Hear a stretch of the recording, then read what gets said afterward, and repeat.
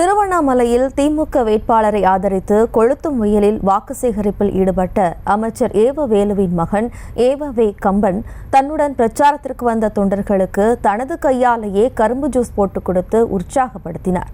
கூடுதல் விவரங்களோடு நமது செய்தியாளர் சசிகுமார் இணைகிறார். வணக்கம் சசிகுமார், மேலும் விவரம். திருவண்ணாமலை நாடாளுமன்ற தொகுதியில் திருவண்ணாமலை சட்டமன்ற தொகுதிக்கு உட்பட்ட அடியண்ணாமலை, வேங்கிக்கால், நொச்சிமலை உள்ளிட்ட பல்வேறு பகுதிகளில் பொதுப்பணித்துறை அமைச்சரின் மகனும் மாநில மருத்துவர் அணி தலைவருமான ஏவ கம்பன் திமுக வேட்பாளர் CN அண்ணாதுரைக்கு உதயசூரியன் சின்னத்தில் வாக்குகளை சேகரித்தார். அப்போது அவர் பேசுகையில், மோடியின் 10 ஆண்டுகள் சாதனைகள் என்றால் 500 ரூபாய், 1000 ரூபாய், 2000 ரூபாய் நோட்டுகளை செல்லா காசு ஆக்கியதுதான் என்று, செல்லா காசு ஆக்கியவர்களுக்கு 3வது முறையாக வாக்களித்தால் நாம் வாழ்க்கையில் செல்லா காசாக மாறிவிடுவோம் என்று கூறி வாக்குகளை உதயசூரியன் சின்னத்தில் சேகரித்தார்.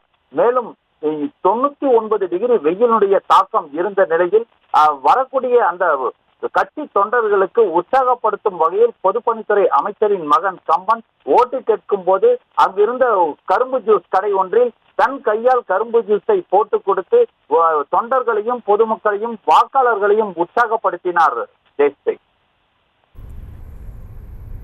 விவரங்களுக்கு நன்றி சசிகுமார். செய்திகளை உடனுக்குடனும் துல்லியமாகவும் தெரிந்து கொள்ள சப்ஸ்கிரைப் பண்ணுங்க.